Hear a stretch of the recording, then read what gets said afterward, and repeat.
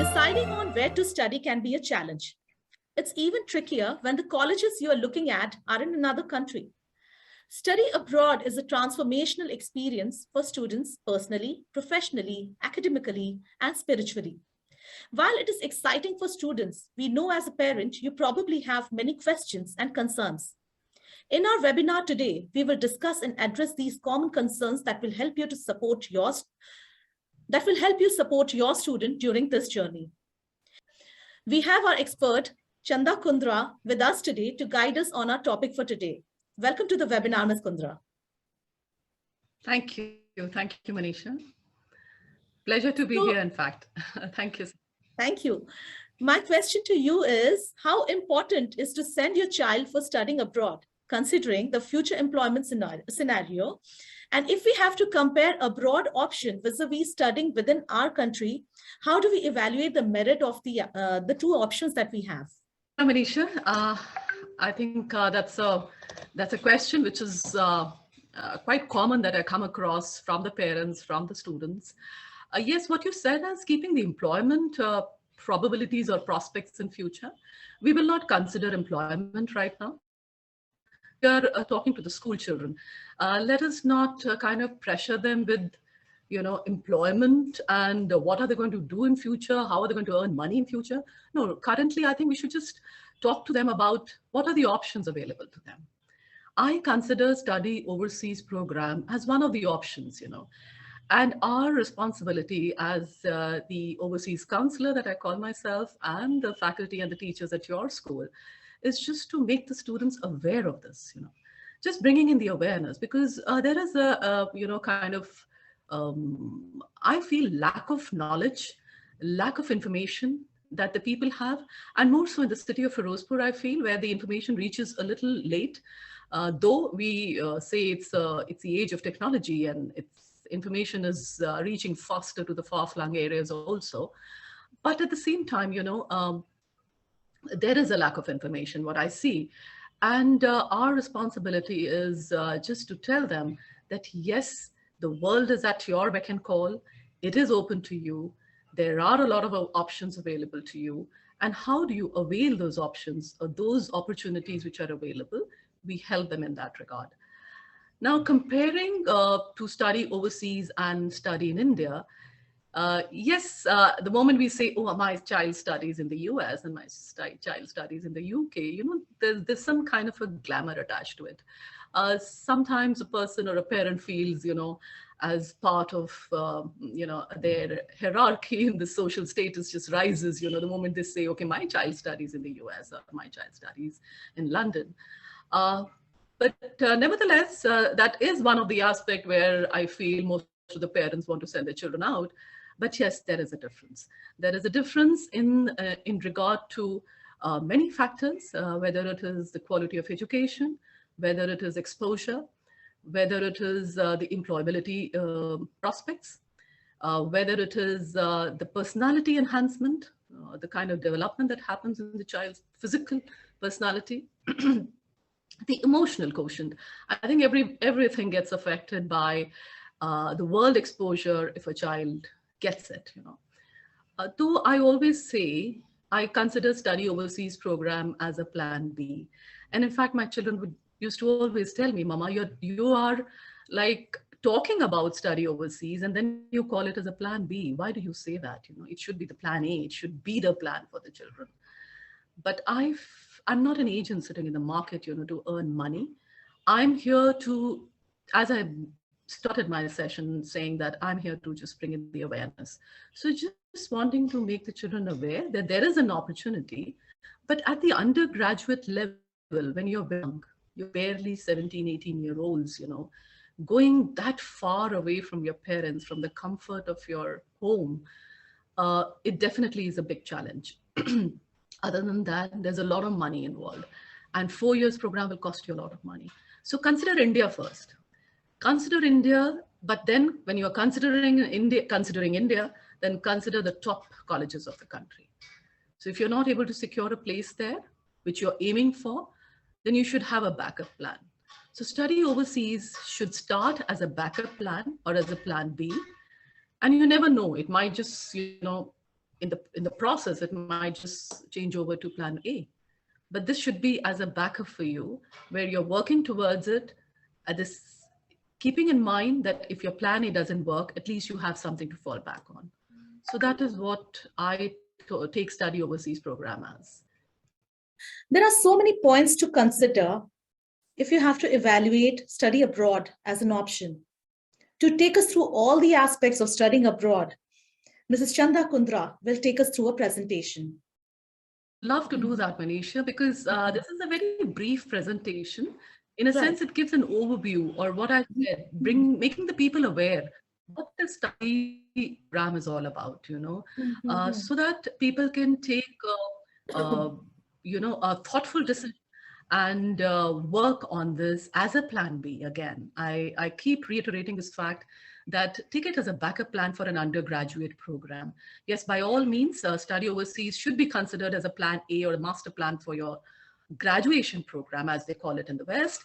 But for an undergrad, this is a plan which they should work on. I'll just take them through my presentation. I'm showing them, give them a glimpse of it, right? Let's just share my screen. I think that is possible. Okay. Yeah, as I was talking, the first question that pops into the head of the people when they hear about their cousin being in the US, their relative being in the US, their friend being in some part of the world. So the question that comes into the mind of many is, why should I go out? And why shouldn't I be in India? Yes, by all means, you should be in India because India has some very good institutions to study. But at the same time, the problem lies in the demand and supply. Year after year, you'll see a lot of children doing extremely well in their 12th grade exams. The percentage, the cutoff for Delhi University is going up to 99% and 99.4%, in fact, which is kind of crazy. And such deserving children are not able to secure a place for themselves in such good institutions. This year's data for IITs, the seats are barely 16,000, and the number of people who applied for IIT admissions was nearly 13 lakhs. So just imagine where those more than 12 lakh kids would have gone. And if they had a backup plan, I'm sure they would have been okay, if not securing a place in an IIT. So by all means, if the country is able to give you the best place that you deserve, you should stay here, do your undergraduate program from India, and then maybe prepare for your master's, and then explore the world and go and do your master's from anywhere or any part of the world. But if the country is not able to give you a place here, the place that you truly deserve, then just have a backup plan. And why not, have a study overseas plan as a backup plan? So what are the benefits of going out and studying? There are many to list here. Just a very few, which I have put it on my slide, is that it expands your horizon. It just gives you a very broader perspective of the world. What you keep hearing in the news, or what you keep reading in the newspapers, it's much more when you go and physically experience it yourself. Then it enhances when you are studying in an environment which is like of a world class, where you are hobnobbing with people from different communities, different cultures sitting in your classroom. On your right, maybe there is a child sitting from Latin America, or there is a child who's sitting from UK on your right. So look at the kind of interaction you are having. Look at the kind of communication you are having with your classmates. So that kind of gives you some kind of a confidence. It builds up your understanding. It builds up your understanding of the world as it is, when you meet the people of that community, of that part of the world. So the kind of cultural exchange that happens, so that enhances your knowledge base, that enhances your perspective, your understanding of the world. And the kind of networking that takes place when you are meeting and when you are studying for 4 years with that kind of a community, which is a mix of all parts of the world. So it enhances your understanding of the world and the network that you build up. So in the bargain, your personality is developing. You're gaining a lot of confidence because you definitely know more than a child who is studying in Delhi University, who is again sitting with the same kind of cultural community which he has been in the school for the last 12 years. So you definitely have a different set of experience which enhances your career growth at the end of it, for which you are studying.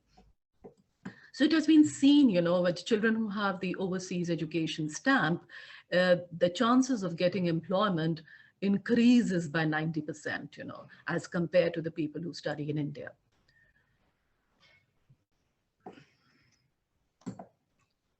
Again, this slide, which I'm showing here, also brings out the quality of education, your employability prospects, the connections that you make, the kind of experience that you have, and definitely you get to travel. So these are the basic advantages, which I'm sure you would have also known. Now the data which I have here for the last 5-6 years of the Indian students who've gone out has been increasing year after year. From 3 lakh, it has gone up to 7 lakhs, which I was told last year. Yes, the number dipped because of the reasons we all know, the pandemic, because the children want to have a on-ground experience of the university and not the online experience, because most of the time children go out to have that, what I was talking in my previous slide, to have a hands-on experience of studying in an international university. So since that experience was missing last year because of pandemic, the numbers had dropped, but the numbers year on year have been increasing. There are many countries that you can look out for. US and UK are the most common ones, most sought after. Canada definitely is one. Then it is the other countries that are really catching up with the pace are the Southeast Asian countries. The Middle East is also coming up. The European countries are on a rise now. So you can just spread your focus and you kind of widen your research to other countries as well. Okay, now my first previous slides answered the question, why should we go out? And now I will be talking about how do we get there?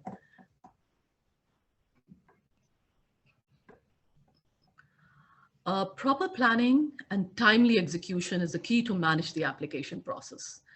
I always tell people, being from the defense background, we are very, very particular about, discipline. Doing everything on time. And that always keeps us at an advantage, because everything, if it is done on time with the proper organizational procedures, then, the success is bound to happen. So I always tell children that you have to prepare and plan much in advance to have the best results. So 2 years in advance, I recommend that the children should start planning if they want to do their undergraduate program from anywhere on any part of the world. Now, how do you do that? After this session, if the students have decided, or the parents who are attending this, if they have made up their mind that, yes, I have to go out and do my undergraduate program, the first and the foremost important thing you need to do is sit with your parents. Discuss this plan B, as we call it, with your parents. You and your parent, both of you should be on the same platform. The parents are the major stakeholders in this whole process, because they are the ones who are going to be parting with this child. They are the ones who are going to be investing in this whole process. So it's their understanding of the process is very important. Their complete satisfaction is important, and their consent is important. Once the parent gives a yes, then the student can start working on his overseas education plan, which is a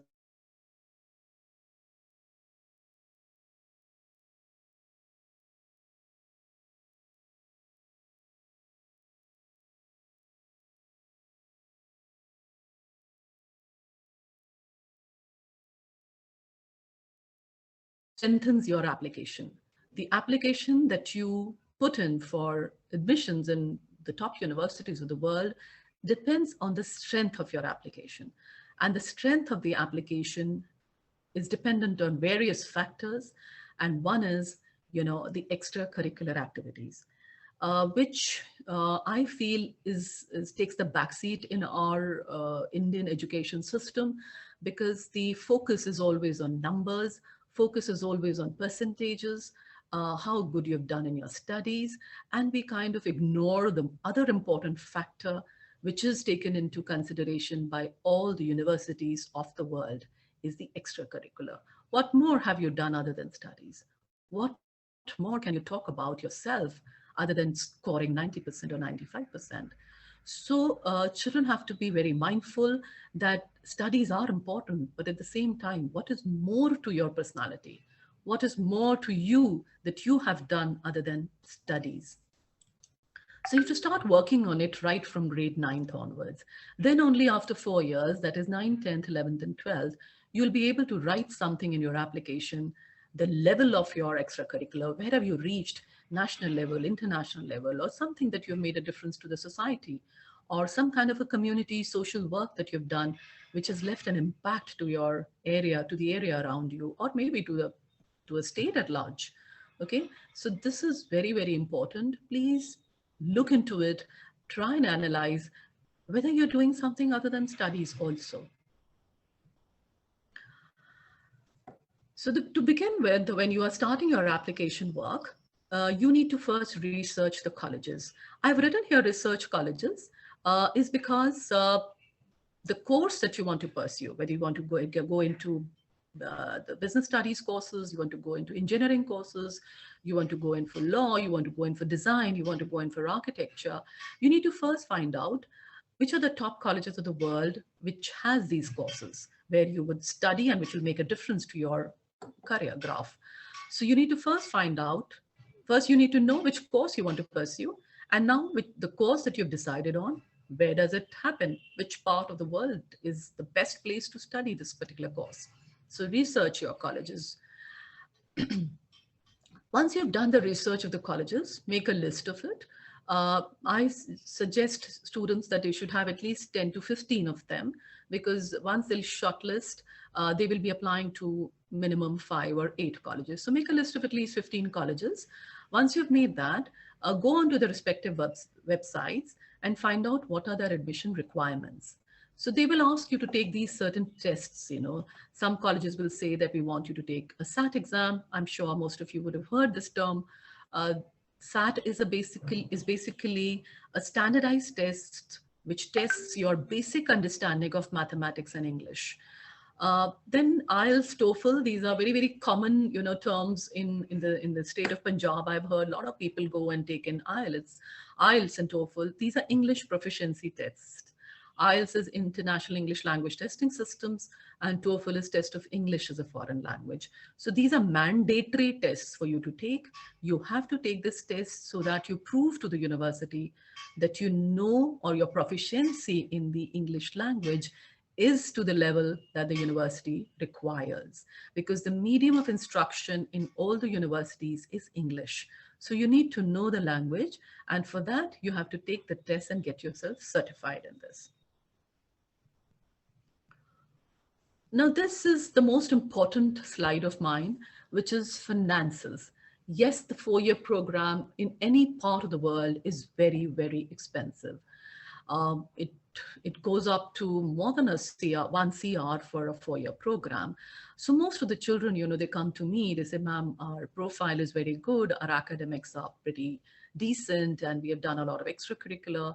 So our strength of application is good enough to secure an admission in good university. But when it comes to the cost, that's pretty high, and it is unaffordable to me or my family or my parents. So how do I manage that? I have kept this as my last slide. Why? Because if your application is very, very good, if it is so strong that the university is not able to ignore your application and the university wants you on their campus, they have a lot of ways to get you there.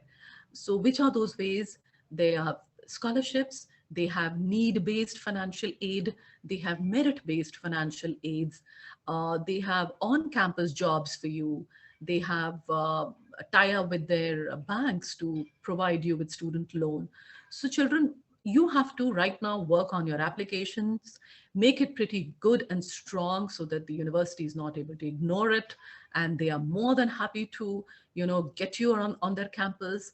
And then you work on, talk to them, write to them. They have the financial aid office, admission office also, where you will write to them asking for financial aid. So there is a merit-based aid and there is a need-based aid. So merit-based aid is something like depends on the strength of your application. If your application is really, really strong, you will fall into the merit category and you will fall automatically in the scholarship category. You will be offered financial assistance. Now, there are certain universities which do not offer merit-based scholarship. They will ask you to apply for it. That is called need-based scholarship. So you're asking for financial assistance from the university. So when you are asking for the assistance, they will ask you for some proof, in the sense like your parents' annual income, any kind of other resources where you are getting your money from, or what kind of, how many dependents in the family are, which are, dependent on one income of your father. So all those kind of documents that you will have to provide, to the university. On the basis of that proof, on the basis of that document, they will offer need-based financial aid. So these are the two types of financial aids available with the colleges. Other than that, if you're getting, maybe some universities offer you 40% scholarship or 50% scholarship. So the other 50% also sometimes is very huge. So in that regard, the students for 4 years, they enroll themselves on on-campus jobs. So you are allowed to work for 20 hours in a week, and per hour you are paid around $10 to $12. So for 20 hours when you work for a week, you earn sufficient enough amount of money which can sustain your living, your boarding, lodging, your food, everything is taken care of. Other than that, you can apply for student loan, the partial money that is left. You can take a student loan. If you know somebody in that particular country, that person becomes the co-signer or a guarantor for your loan. And the person who's become your co-signer and a guarantor, on that basis, the loan rate of interest is as low as 5%, 3% sometimes, okay, or maximum 5 to 6%. So that's very less as compared to India, which is like 13%. Okay, so we recommend that you should go in for a student loan from the country that you are going to. Only thing is that you need a citizen of that country who will be your co-signer. So I want to tell you, children, right now your concentration should be strengthen your application, get good academic scores, do very well in your extracurriculars. There is a lot of stress on community work with the foreign universities, because that brings out or that highlights what kind of a person you are, what individual you are, how are you going to bring in that value to their university. So they want to see you as a person. Okay, so work on that. If all the parameters or all the boxes are ticked, they say, okay, you fit in everything, you've done, you're so well, then I'm sure they will offer you some kind of financial aid. These are certain websites that you can also refer to do your research on study overseas program. College Board, I call it, that moment you decide on working on studying overseas, you should log in to collegeboard.org, register yourself as a student, and every day there is some piece of information which will be very, very important to you. USIF is a United States India Education Foundation. It's a registered, it's a government organization. It has a tie-up with Indian government where there is exchange program between Indian and US students, and they offer a lot of valid information, whether it is undergraduate admission or graduate admissions. British Council does a similar kind of work for UK, and Khan Academy is, I'm sure most of you know about Khan Academy. It helps you in all the entrance exam, all the online courses, all other factors which can help you to strengthen your application.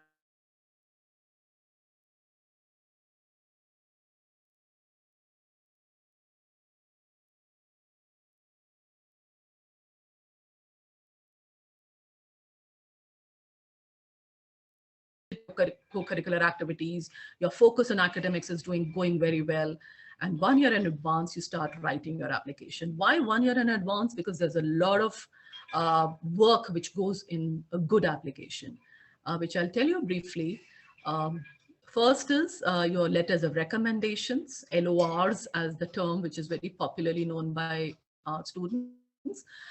Letters of recommendations are very important, is a very important piece of document. Uh, Most of the universities in the world rely on letters of recommendations to offer you admission, because they feel that it is a very authentic piece of information about you, which your teachers are writing, or a place where you have interned or you've done some kind of a summer course. Those people are recommending you. So it's a very authentic and a genuine piece of document which gives an insight about you as an individual to the admission officers of the universities all across. So letters of recommendation is one component of an application.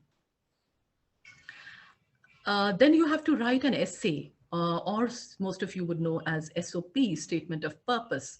So this takes the maximum time, because this is a very important component of a good application. It sometimes, I recommend children that at least you should have 5 drafts, to reach up to your final draft, which you're going to be uploading in your application. Essay is basically brings out you as an individual. Essay tells the admission officers something about you as a person. You're going to write about the purpose of why you want to study in that college, and purpose of why this particular course. Like if you want to go in for telecom engineering, why telecom engineering? And why NYU, like New York University? If you want to do aerospace engineering, why? You have to answer why aerospace engineering, and why Purdue University. You want to do sustainable environment, course in sustainable environment, why this course, and why Stanford? So you need to answer these questions in your essay. So you have to be very specific. You should have done your research of the university which you're applying to, because you have to give reasons. Why have you selected this particular university? So you should have some valid reasons to give to them, that this is why I want to study at your campus, at your university. So this is another important part of an application which takes the maximum time. Another important component of an application is your mark sheets. Transcripts is like all 4-year mark sheets are required by the universities, that is 9th, 10th, 11th, and 12th. Now all 4 mark sheets put into one document is called the transcript of your academic scores. Your certificates, that is your extracurriculars, they don't ask for certificates.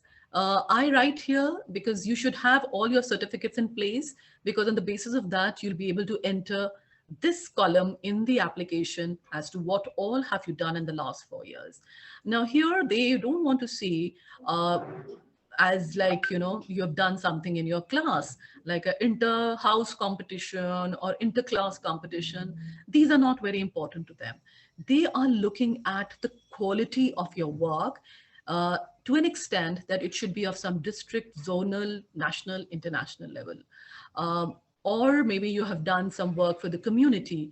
You have done some work for the old age home. You were part of some kind of a drive, for example, blood donation camp, or maybe the tree plantation drive, or cleanliness drive, or literacy campaign, something like that.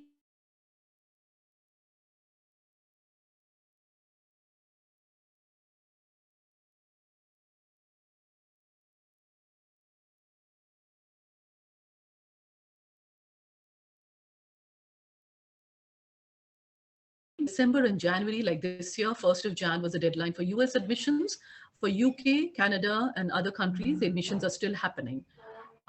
And by March and April, you start getting your offer letters.